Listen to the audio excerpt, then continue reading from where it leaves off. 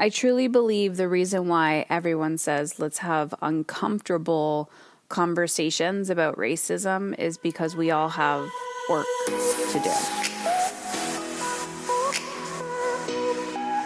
Hey ladies, I am back, and today I'm actually really excited to share today's conversation with you with Misasha and Sara.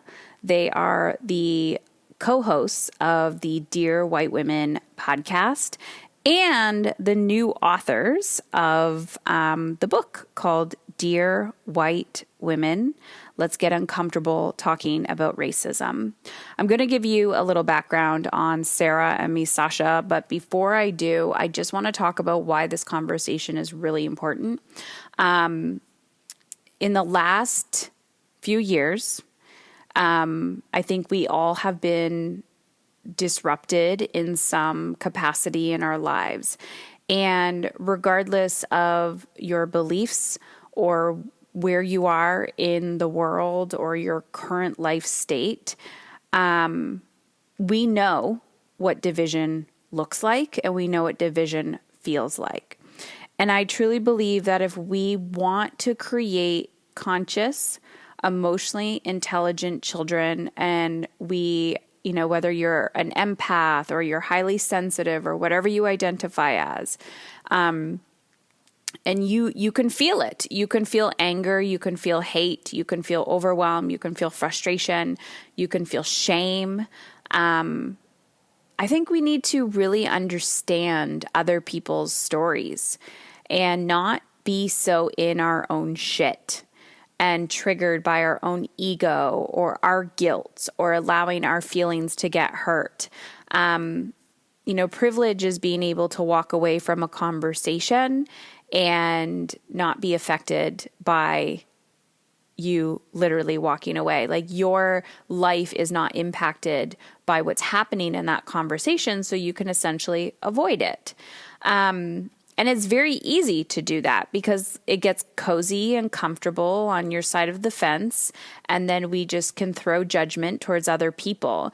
And I think having these uncomfortable conversations and having these, let's call them emotionally uncomfortable conversations, is just about, it's a growth opportunity. So whether you're choosing to create more time in your life, more space in your life, you desire to make a bigger impact in the world, you have to get uncomfortable regardless. So why don't we get uncomfortable making other people's lives better and becoming allies for them and really understanding how to advocate for them?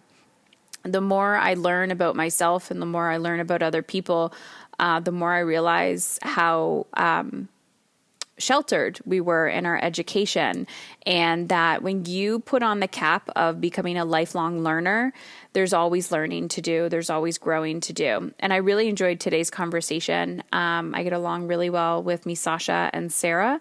And I also want you to head on over to your podcast app and go download their podcast, Dear White Women. It's amazing. It's beautifully eye-opening. And when my book comes in, it hasn't come in yet, I will be diving into their book as well.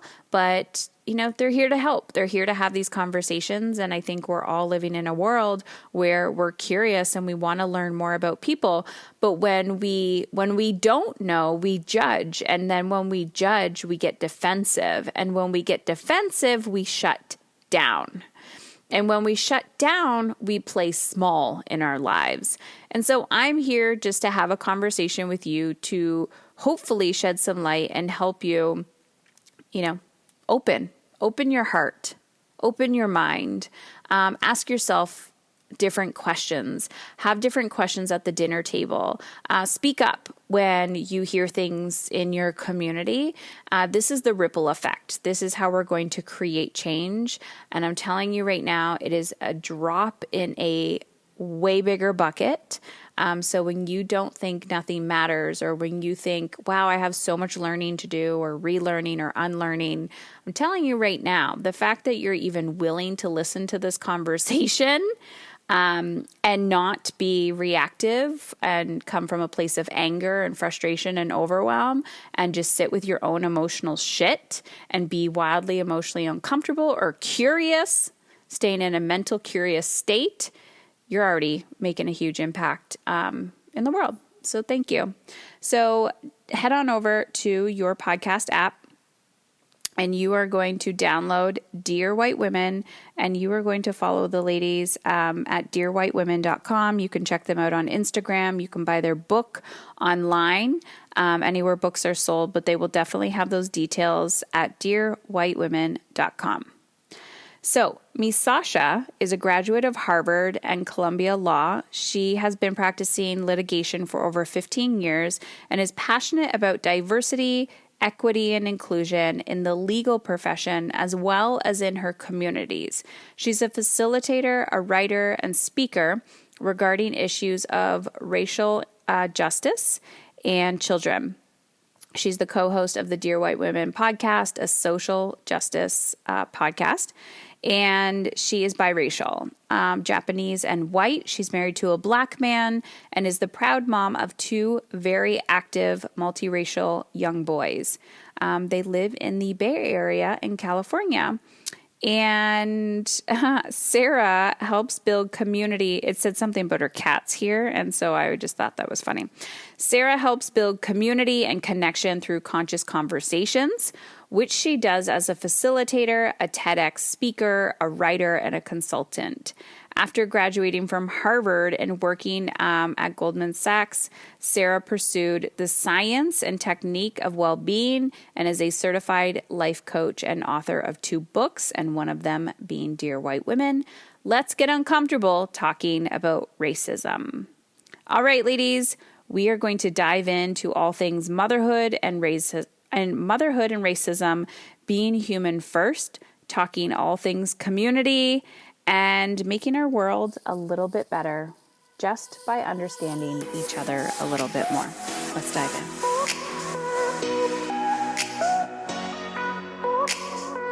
All right. Hello, everyone. I'm really excited for today's podcast episode with Misasha and Sara of the Dear White Women podcast. And now, new book. Where's the book, ladies? Let's see it. Dear White Women, love it. What's the tagline? Let's get uncomfortable talking about racism. Love it. So let's get uncomfortable today, shall we? I want to give I don't really have a little bit of background, but I want both of you to give a little bit of background of how this book came to be, both of your perspectives. And I know you have your podcast, which has become, how long has the podcast has been out? 2.5 years. Wow. We're on episode 134 coming out tomorrow. So, hey. So yeah, a little bit about the history of the podcast, how the book came about, and this whole conversation. Go for it. Sara. So I guess it has to start with a quick note about my identity, because I'm biracial. I did not really realize how important that identity was to me until somebody called me this year after the Atlanta shootings happened, where a whole bunch of Asian women were murdered. And someone called me and they're like, I didn't think I'd have to call you, but how are you doing?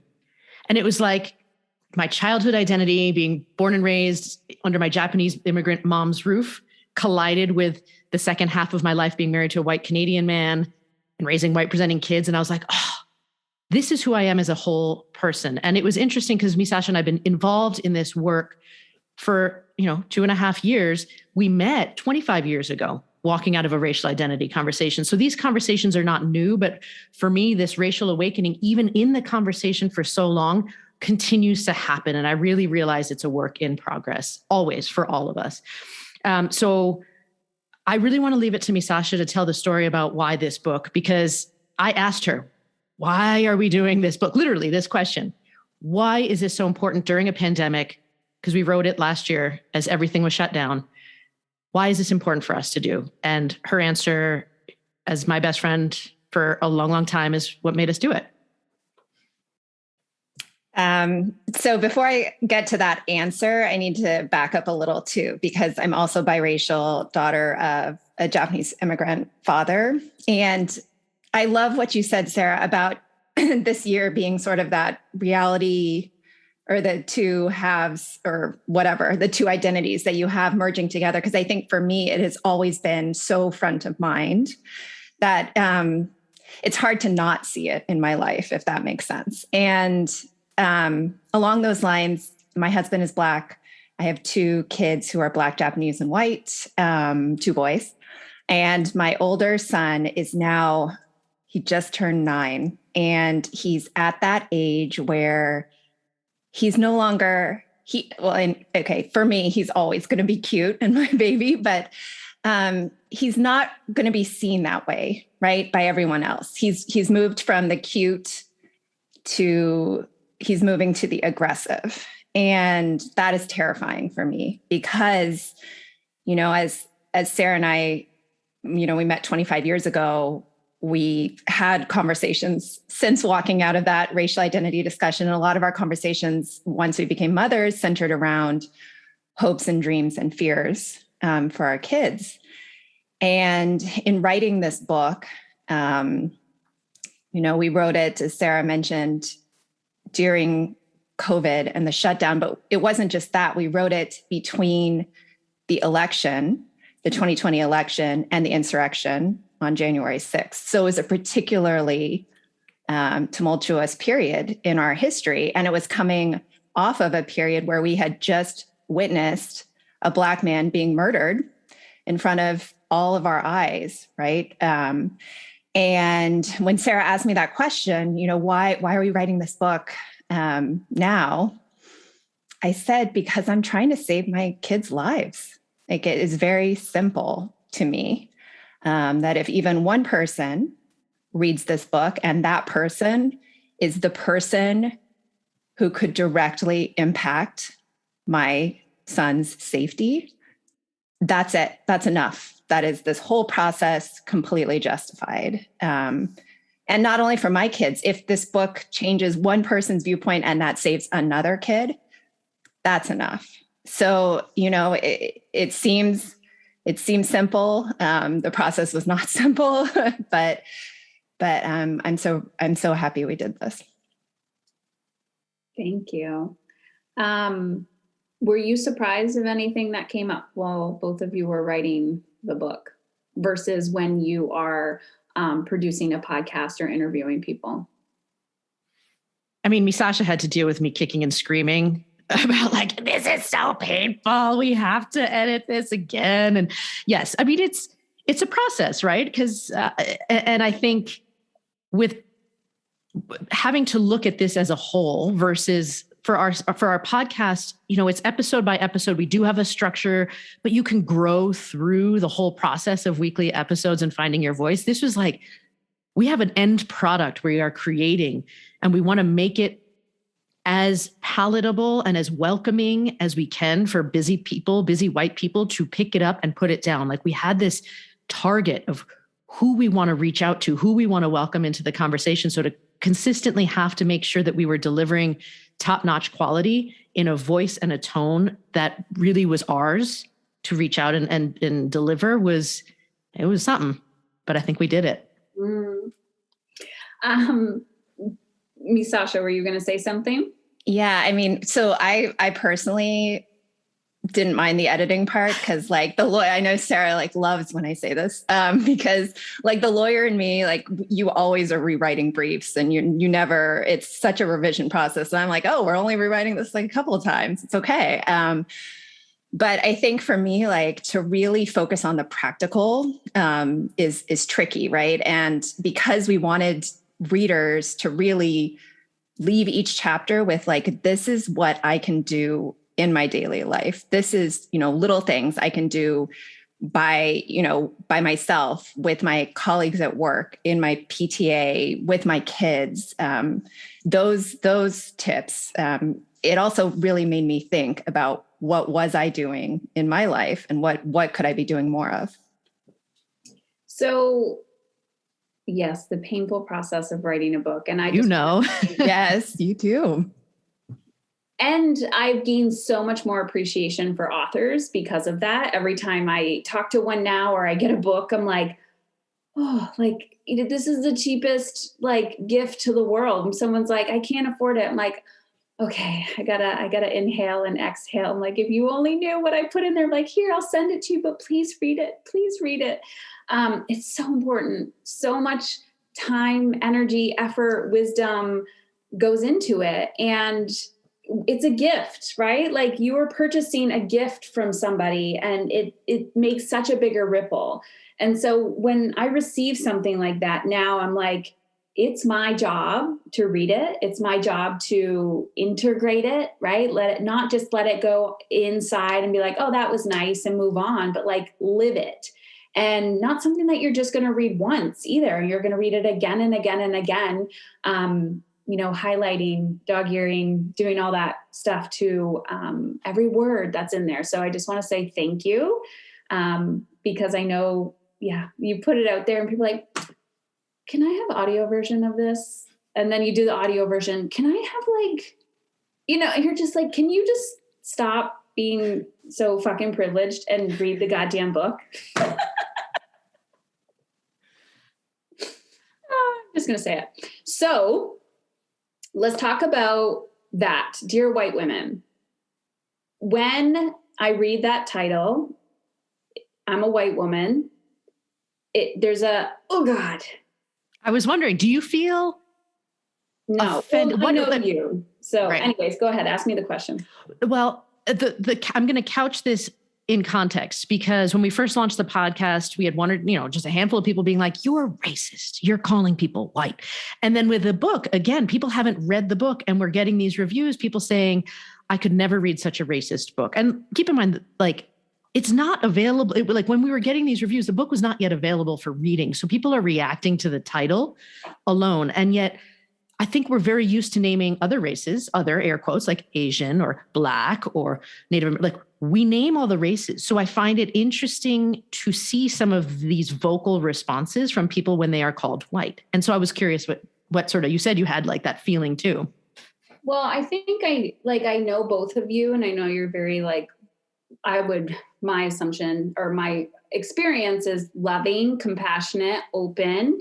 But I think so I can only experience from my experience, right? So when someone's calling you white, typically it's loaded and it's like, I'm going to be called out on something. So, but that is the whole freaking point of this conversation, is to be like, hey, let's have this quote unquote uncomfortable conversation. But to me, an uncomfortable conversation is emotionally discomfort. Like it's emotionally uncomfortable. It doesn't mean it's disrespectful. It's just emotionally uncomfortable. I think I'm at a different point. Like if you were asking me this 2 years ago or 3 years ago, it would be a different conversation. Now I run towards it and I'm like, ooh, I'm curious what this is about. So I think the resistance, I think it's just important for anyone when you're reading any title of a book. If it triggers you, like that is a sign that you should probably run towards it or be curious about it rather than defensive. And I think that's part of, I'm assuming your message that you're trying to get across is like, the walls that we're building are not life enhancing for the movement of humanity. Also, I want to get into, this whole podcast is about motherhood, or mom is in control. And I want to talk about motherhood and racism. And I want to preface this with modern parenting, but parenting in general, historically, is overwhelming. We have a lot on our back. We have, like on our shoulders, a lot of to-dos, overwhelm, all of that. But I also believe from my perspective that we busy ourselves to avoid conversations like this. I don't believe anything is really more important than having like human conversations, like getting my children to an activity to avoid reading a book or having a conversation. I don't believe that's more important. Like really it's about humanity and us coming together. So let's talk about the responsibility of that, motherhood and racism. I'm hoping Misasha will share a story that I'm thinking of that maybe she can sense through my ESP that I want her to share. But I think the number one thing I want people to think about is that your kids are absorbing messages about race, regardless of whether you're talking about it or not. And so are you comfortable with the messages that they're getting, or do you want to have a say in it? Because studies have shown kids are differentiating people based on their appearance by the time they're 6 months old. And by the time they're 4 or 5, they're choosing playmates and really using race as the reason they're going to pick playmates. Like peak expressions of racism are happening at that stage. So if you're not talking about your kids, they are getting the message somewhere. And so by saying, well, I'm just going to put my head down, they're going to absorb, they'll just see by my actions, is actually shown that they're not going to see that you're friendly to the cashier or the doctor or the whoever you're interacting with that's outside of your racial identity, and just assume that they know that you think that all people are deserving of respect. Those are blatant conversations we need to have. And in particular, there's one really clear word that I think we need to teach our kids not to use, and that's the N word. Because there is no word that can be used to cut down a white person in the same way that word can be used to cut down a Black person. And unless we tell our kids that, kids are being called this in elementary school. I don't think you want your kid to be the one calling people that in elementary school, but it is happening. And so we need to get ahead of that. I wanted to get ahead of that with my kids. And I think there's more of this story to come. Yeah, Misasha. Yeah. So when I think about the N-word, I think about it in the sense that I know my boys will be called the N-word, right? Like I am very much a realist about that. So to put this in context, when I hear, because I have had white parents ask me, I don't want to traumatize my kids. And I feel like discussing race with them and whiteness will traumatize them. So that's why we don't do it. And that is a very privileged position, right? Because in my house, we are discussing race every day so that they will survive.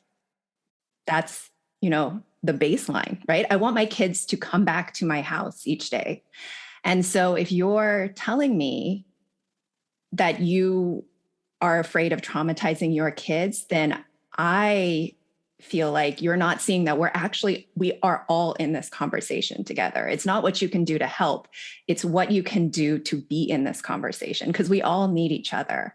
I think, I'm pretty sure that the story that Sara is alluding to is the fact that, someone very close to me was first called the N-word by a white mom. And it was because he took the place of her white son on the baseball team. And in front of the entire team, to the coach, she says, "I can't believe you picked this N-word over my son." He was 10. No one said anything. And so think about how formative of an experience that is for everyone there, right? Not just the person, the boy who's being called the N-word, right? But for his teammates, for the parents, for the coaches. And I think this is a question that we really want to ask parents, right? Do you want your child to stand there and say nothing? Or do you want your child to know enough to stand up and say, that's not okay? Because sometimes the person who's being called that cannot answer, right, in that moment. And I think kids, especially what gives me hope is that kids and kids who are the ages of our kids are really open to these discussions. I had a girl ask me who was 7, right? She's like, I'm pink, or my skin color is pink, but I'm called white. So can you tell me, the difference? And so they're naturally curious, right? They want to know. And so I think by saying like, shh, we don't talk about that, or making it shameful or making it someone else's issue, we are doing a gigantic disservice to our kids. Because as Sara pointed out, they're going to learn it somewhere, right? Be it on TikTok, be it through their peers, be it through older siblings, whatever, they're going to know and they're going to form their own opinions. So much like we want to do as parents to really influence our kids' decisions, I think this is one of those things that is like the crucial thing that we need to be talking about. Yeah. And something that I just keep going back to your story about her saying, well, I don't want to traumatize my children. And there's a huge story there around having these, how are these conversations traumatizing, right? And trying to protect your children. We are all trying to protect our children. And it goes back to emotional intelligence around, like, if you don't have the ability to have these conversations with yourself or your peers, or you ask questions, you're not the teacher, you're just like, what do you think? Let's have critical thinking conversations about this. I don't see anything that's traumatizing in there. And I don't understand. It's not about not understanding. It's about, being open. But whether it's race or whether it is other areas of life, by you avoiding and believing that it's going to be detrimental to your child, you are doing your child a huge disservice by avoiding. You're making it about, it's actually about you not wanting to have the uncomfortable conversation. Right. And I think, it comes back to what you said earlier, that sense of guilt or people being made to feel like they're going to make one mistake and be canceled. Like, to be clear, we don't believe in cancel culture. We really, if we're going to step into these conversations and say, we need to come into this together, like, these are not subjects and conversations that are taught the same way that your work, this idea of introspection and really freeing ourselves to live our truth as women, we're not taught that in school. So we're going to step in it. We're going to make mistakes. All of it is uncomfortable. Talking about race is uncomfortable for every single person on this planet because we all have our own relationship to this externally perceived identity. All of it is a construct, but we have power hierarchies. We have pressure, societal things about we're not allowed to be angry. Like, there's so much here, but there is such reward when we can, like, face our humanity, be okay making mistakes, but really being willing to learn and humble, and like there's just so much to unpack. And it's okay for us to step into this with that curiosity that you talk about, as opposed to, I should feel guilty, because that's not what we're talking about. Yeah. And guilt would be, I'm doing something bad, which comes from, I believe, perfection, and which is, I think, a privileged thing to do is, like the fact that you believe that that you have the opportunity to make mistakes where other people don't get that opportunity to make mistakes. It's like, oh, you can walk away, right? You can avoid, you can put it down. And like Misasha was saying, that's literally the definition of privilege.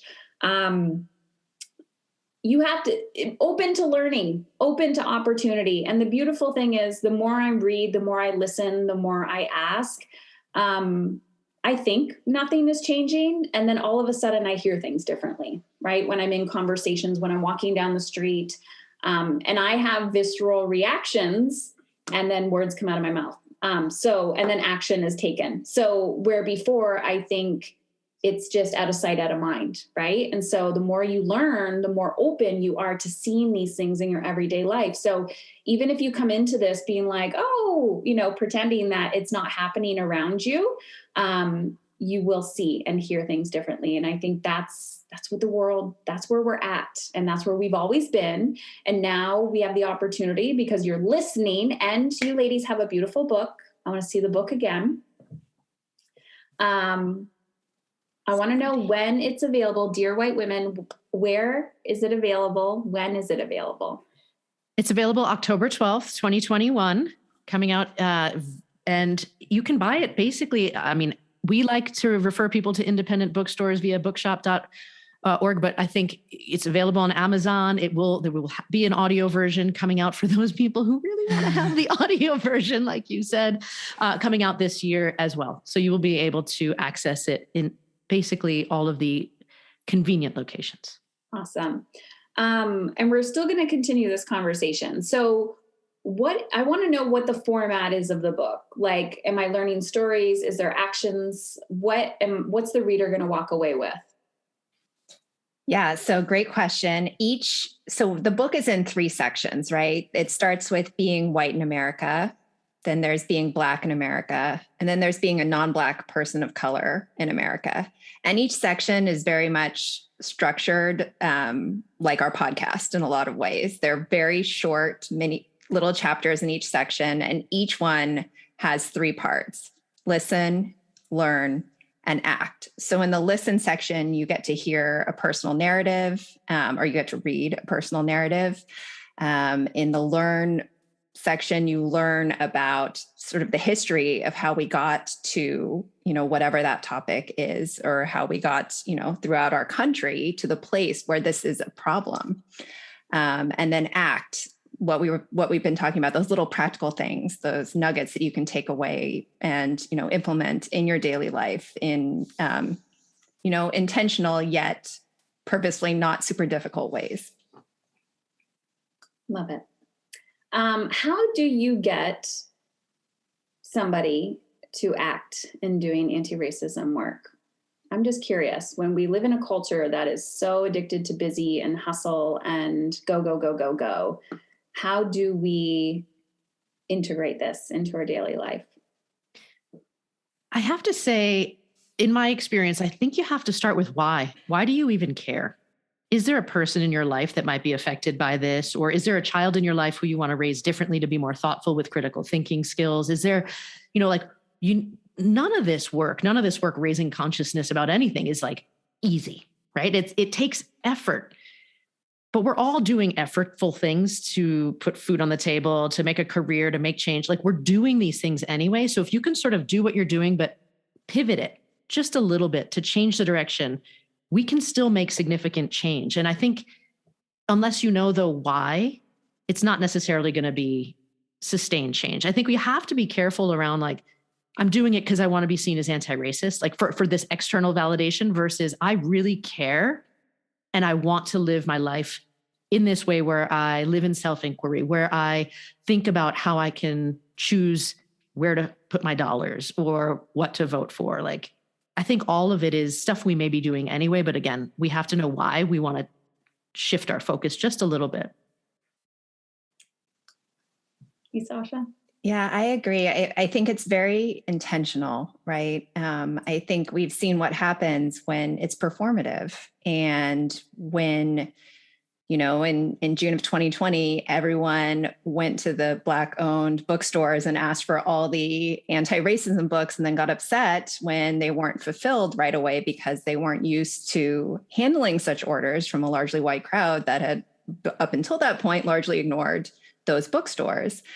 And then that demand, dropped off. And so I think it is a very intentional thing that we need to do. And I think that the personal connection can also not be undersold, right? I think that when you understand personally that not only is it better for the people who are affected in these marginalized groups, but it's actually better for all of us, right? All of us, white Americans included, or white people included, that we are all linked, our futures are all linked, then it becomes, that why becomes maybe a little more clear, right? It's not just good. It's not just a good thing to be a good person, but it's actually better for me and my family as well. And the other thing I think about is our kids are constantly teeing up opportunities for us to step into this work. Right? If your kid has ever asked for the before, I mean, I know now that there are all these skin color crayon sets that are available. We love, All of Us, the crayon line. There's like Crayola. If you need to go, major corporation has a skin color. But like, if you don't go and buy that and your kid asks for the skin color crayon, are you going to hide and duck? Or could you dive into that opportunity for 3 sentences and be like, what color crayon do you mean? What, like, there's so many different beautiful shades of brown on this planet. Like, what color is your skin color called? And then end of story. Like, they give us opportunity.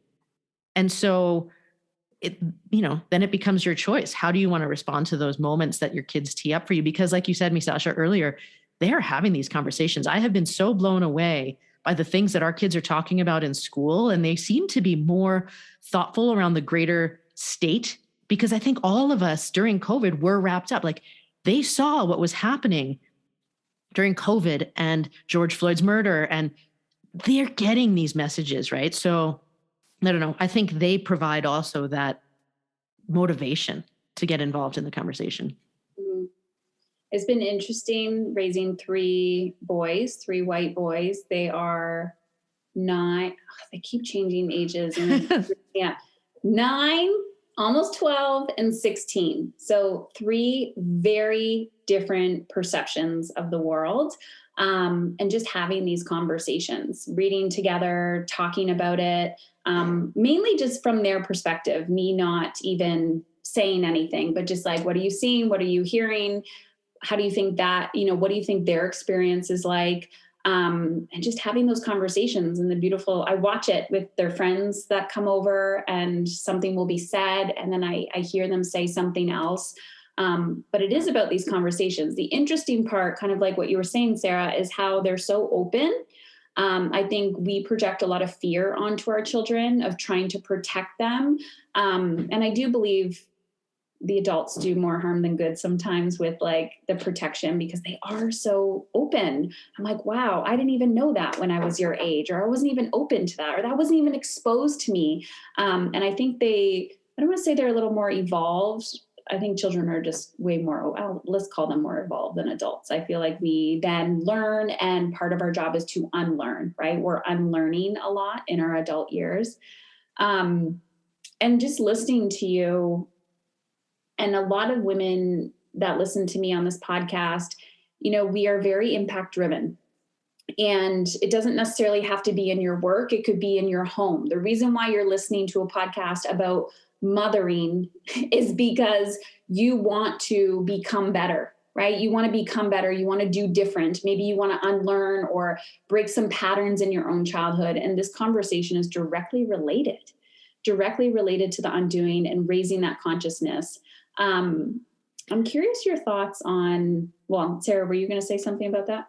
Well, yeah, because I think this idea of unlearning is really a fascinating one, and thinking about where this generation has come up. And I look at on our headers, for those who aren't watching this, but who are listening to it, each one of us has our preferred pronouns on our video screen. And I think about this in the context of like, preferred pronouns were not a thing when I was growing up. Like, what is this? Are we kidding? But yet it is incredible that in certain schools, certainly in my middle schoolers' classroom, they were going around and introducing themselves in their preferred pronouns.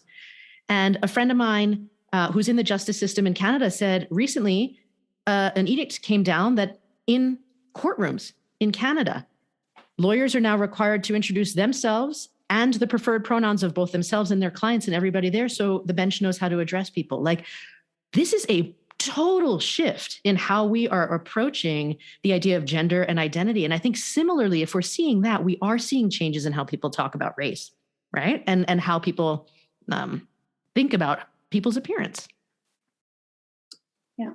Yeah, it's very normal for my children, especially my 8-year-old or almost 9-year-old. No, he's 9 now. I said he's 9. Very normal for him and some of the friends that he has. It's like, Mom, this is it. Like, where have you been? Right. So I think there is change happening. We just can't screw up our children too much. The unlearning, it's just a shedding, right? It's a cleansing. It's like letting go of what is not serving the human race, and stop pretending that we know it all and listen more. And it's okay. It's okay. We're constantly learning and growing. I had a thought, and then it left my brain. So let's talk about community. This is what happens when I'm trying to let go of caffeine, and it is not benefiting my mental health in any capacity. So just slowly letting it go. But let's talk about community, the importance of community when we're learning and growing and trying to create. Oh, that's what I was talking about, impact. Sorry, I interrupted with the pronoun thing. In my thought process. So everyone's impact driven, right? They want to be the change they want to see in the world. This is so important conversation to be having, because just because we think, I want to become a better parent, or I want to help my children not feel the way that I did, and I need to learn emotional intelligence. This goes in how we see people, our, unconscious bias that we have, and our conditioning and learning and growing. So it's all freaking connected. So when you think, I don't need to know that, Pay attention to what you're avoiding or what you're just pushing off to make yourself more comfortable in your life. So yes, let's get to community. And then we're going to wrap it up because I know we could talk forever. What is the importance of community, especially when you're surrounding yourself, the learning, unlearning? Let's talk about that. I think it's hugely important because, in the world of positive psych, there's really only 3 ways to analyze anything, right? You can either think about it, talk about it, or write about it. But studies have shown over and over, if you're grappling with something, you're looking for an analytical solution for something, just sitting there in your own mental space, like thinking it over, is actually going to have a detrimental effect on your longer term health. Whereas talking about it or writing about it really can help you understand a situation better. And so for some people, that looks like, oh, hey, I've got this great book club. We can read all these anti-racism books and have that conversation. For some people, they may not have that. There's a lot of people who live in communities that are largely white.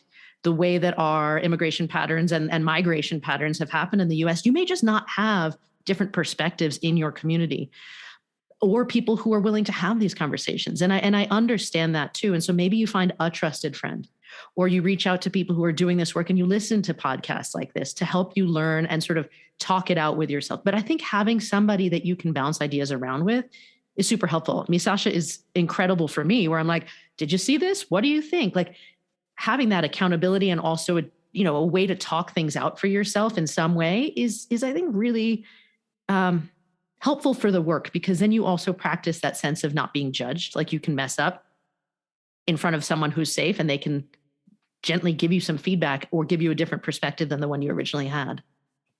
Yeah, I think there's a lot of fear, right? Like what we've been discussing around having these conversations or knowing where to start, especially if you didn't grow up having these conversations and this is part of your learning and trying to, and as we've been discussing, these are uncomfortable. This is uncomfortable for everyone. And, sometimes when I'm out there on, like, my kids play a lot of sports, right? So I'm always on a soccer field or a baseball field, and we live in a very white area. So we are, oftentimes like the only Black and Asian and white family, out there.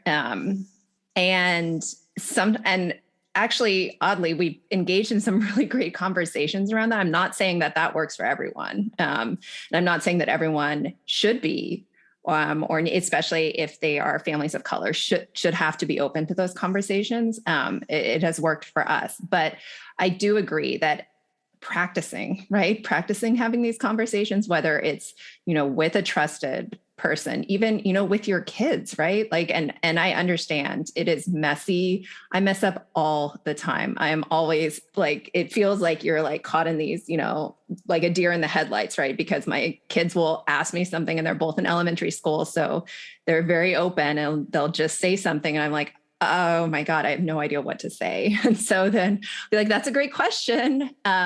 Let's look it up together. Or, what, mommy needs to do some work on look into this and I'll get back to you. But it can be ongoing, right? It is such a great thing when you sort of have that community around you, or you work on building that community, or you work on showing your kids that community through other sources, right? If you are in those communities that are largely homogenous, we still have media, right, as a way to see different things and to see different people doing things that are, just very standard, like kids' books, where you have Black kids and you're not talking just about slavery or the civil rights movement, right? I think that there are many ways to keep this conversation going, whether it's in broader communities or within your own family community. Love it. I've had so many thoughts and then they keep leaving my brain. But what I wanted to say is I'm hearing this theme over and over again as it's okay not to know. It's okay not to know, and we'll figure it out together. And I think anytime you take that stance as a parent, that's where we get out of perfection and we move into co-creation, where it's like, let's figure it out together. And we can take that veil of perfectionism off, getting it wrong, which is the discomfort. That's the emotional discomfort. And it doesn't matter which area of your life you want to grow. Everyone says they want freedom. And I was like, yeah. And until everyone else is free, are you going to finally be free? And I'm getting to my thought. It's so close. I don't know what's happening to me. I'm telling you, I'm detoxing from caffeine. I'm losing it. Oh, every time I talk to somebody and I ask them like, why aren't you taking action? Or, what's really going on here? And they're like, I just feel so guilty. And I'm like, but you're making it about you. And this could be in any area of your life. I'm like, you're making it about you. When we are making it about us, we're like, I'm doing something wrong. I am bad. I. But when you're making your action, like reading that book, right? Organizing a book club, having those uncomfortable conversations, it's not about you. It's about us. It's about we. And when we're moving our lives from an I movement to a we movement, that's where the ripple effect happens. So it doesn't matter if we're talking about self-care or if we're talking about racism or if we're talking about like any area of your life. When we're moving it from I to we, this is where we have the ripple. That's what my thought was. This is like bad. I told my husband I need to like not drink coffee, like let it go on a weekend, not on a Monday morning. So yeah, I want to wrap up this conversation. And any last words that you have to say? And then I have one last question for you. I'll just like double down and reemphasize what you just said, because I completely agree with this idea of moving from the me culture to the we culture. And I've been told in the past, like I'm living in fantasy land, the we culture is itty bitty right now and the me culture is very large. But I think all of us involved in shifting the focus of these conversations to remember the essential truth, which is that none of us are here alone. Like unless you're truly living off the grid, in which case you're not listening to this podcast because you don't have a phone and a service, right? Like we're all interconnected, and connecting to that we really feels a lot more like freedom because you're connected to a greater purpose other than yourself. And so I love that you are doing the work in that realm also, because all of this is connected. As we each break down our perfection, as we each, question ourselves and connect with each other, we are all part of improving humanity together. I also love what you said regarding co-creation, right? Along with loving everything that you both just said. I think about when I was growing up, it was very much expected, right? That parents had all the answers, and that if they didn't have the answer that you wanted to hear, that's too bad, because that was going to be the answer. And it is vulnerable, right? To be in front of your kids and say, I don't know. But I think that is part of the unlearning that we do. And I think that we become so much more powerful as a family when, your kids trust that it's not just you saying something for the sake of giving them a quick answer and moving on. Like it is something that you are all involved in to figure it out. And I think there is a lot of power, right, in that collective thought process. So if that's something we want to see in the world, that's something that we can really make a difference in at home. And so I love where this conversation has gone on that regard. So speaking of that co-creation, where can people find the book? And do you have anything coming up around the book? Are you doing a book club or anything? I know you had one for your own podcast community. So I'm curious what you're doing with the book, where they can get more of it, and both of you. Yeah, you can always find all of our information centered at www.dearwhitewomen.com. And obviously a lot of stuff on social media, on Twitter and Instagram. But we are creating book club questions. We are having book launch events that are all virtual, so people can chime in. Again, October 12th is our actual book launch, and we will continue to be having conversations both virtually, but also we've been doing a lot of work with organizations and being able to come in and have small group conversations in your place of employment, depending on groups. We're here for all of these conversations based around this book. And so you can reach out to us again at that website, dearwhitewomen.com.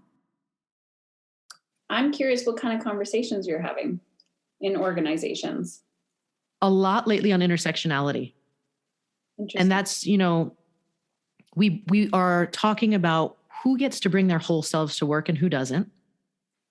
And we lean into the same way with the book, but our own identities as biracial women to lead those conversations, to, again, start the process of welcoming more people into the conversation and understanding that we are one of 7 billion people. Like, there are so many stories out there, so many perspectives. And just to remember that with a sense of curiosity. Love it. Misasha, anything you want to add to that? No, I think it's just been really exciting to see how the book can be so effective in different settings, because I think, we wrote it definitely with this concept of busy parents, right? And in particular, busy white moms. But I think it transcends that, right? It goes into corporations, it goes into schools. I'm just super excited that we're able to have this conversation in so many places. I love it. I want to say something about that too, because so many books, especially in the last 2 years, have been geared towards busy white women or busy women in general. Why? Because we have impact. And traditionally, historically, believing we don't. And I think, the more work, well, first of all, writing my own book, I thought it was about cancer. And I was like, fuck, this is patriarchy. And then the more I learn and talk and read, I'm like, oh shit, this whole belief that we don't matter, like our actions don't make an impact. And then moving from guilt to power. So, I've gone through my own little journey, and now I'm like, what are you going to do with your privilege? Like, it's like having a whole bunch of money stuffed under your mattress, and somebody's knocking on your door saying, I need food. I need to pay my rent. And you're like, sorry, I can't help you. And so I actually think it's selfish not to work on yourself as a white woman, because I believe we have a lot of influence, whether it's a microphone or a voice or just standing, just being like, that's not what we say. We're going to have this uncomfortable conversation. We need to use our voice, because that's not fair. That, if we can create a whole culture around whiteness, imagine what we can do if everyone just speaks up. So I wanted to say thank you to both of you for the painful and tedious job of writing a book and putting it together and putting it out into the world, knowing that, you're going to get those reviews and criticism and feedback even before it's out. There's a lot that goes into this. And you're just like, wow, judgment based on, don't judge a book by its cover, right? Don't judge a book by its cover. So I'm excited for you. I'm excited to see what you create, and encouraging everybody that's listening to this to stop what they're doing, pull over on the side of the road, just don't even feed your children dinner, go buy the book, or download it wherever the audiobook is. Go follow them on Instagram. That's what you need to do. This is way more important than anything else that you're going to do today. So thank you, both of you, Sara and Misasha. Thank you, Heather. Thank you so much.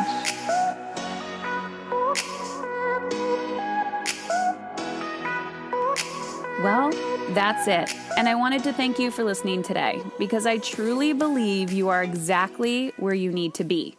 And now I have a favor to ask. In exchange for the value you've gained from this free podcast, I'd be forever grateful if you would leave us a review on iTunes. Share the show with at least one woman in your life who you feel would benefit, and or take a screenshot and share it on social media. And always feel free to tag me at Heather Chauvin. The world does not benefit from your guilt and fatigue. The world needs more women who are willing to unlearn everything they've been taught.